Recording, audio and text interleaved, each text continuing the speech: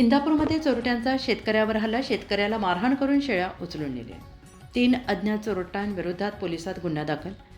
इंदापूर तालुक्यातील वडापुरी येथे रात्रीच्या अंधारात आलेल्या 3 अज्ञात चोरट्यांनी शेतकरी वसंत पवार यांना गंभीर मारहाण केली आणि 4 शेळ्या चोरून नेल्या.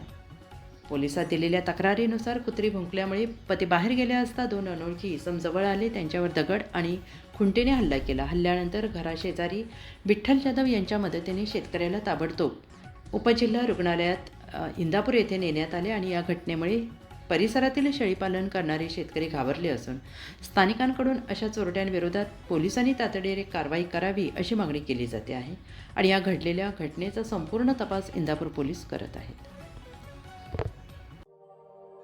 अशाच नवनवीन बातम्या पाहण्यासाठी बारामती वार्तापत्र चॅनलला लाईक करा, शेअर करा, सबस्क्राईब करा आणि बेल आयकॉन प्रेस करा.